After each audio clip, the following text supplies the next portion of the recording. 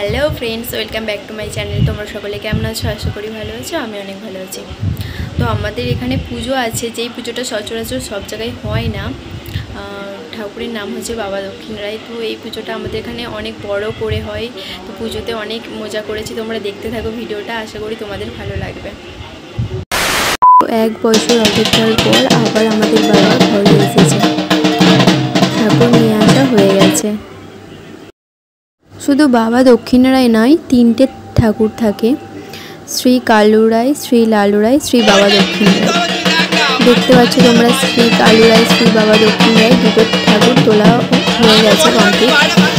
আর এটা শ্রী লালু রায় ঠাকুরকে তোলা হচ্ছে। এই ঠাকুর অনেকেই দেখেনি, তো অনেক জায়গায় হয় না, আমি প্রথমেই বললাম। আমাদের এখানে অনেক বড় করে পুজোটা করা হয়। বাড়ি এসেই দেখো আমি রিলস বানানো শুরু করে দিয়েছি। তো বাবাকে ঘিরে গণ্ডি দেওয়া শুরু হয়ে গেছে। অনেকেই গণ্ডি দেয়, আর এটা প্রায় সব পুজোতেই হয়ে থাকে গণ্ডি দেওয়া, তোমরা সকলেই জানো। তো গণ্ডি দেওয়া শুরু হয়ে গেছে। গণ্ডি দেওয়ার পর আরেকটা জিনিস হয় যেটা কেউ দেখে না, এটা হচ্ছে ধুনোচুর। এটা অনেকেই দেখেনি। তো এটা আমাদের এখানে এইটা একটা আকর্ষণীয় বিষয়, মানে যেটা প্রায় প্রত্যেকে দেখো তোমরা, ভীষণ ভালো লাগবে।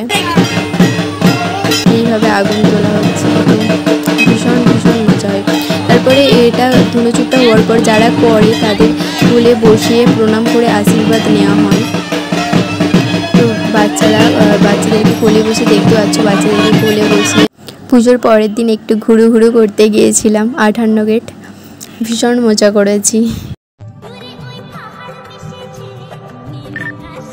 কি সুন্দর উত্তাল নদী, ভীষণ ভালো লাগছে।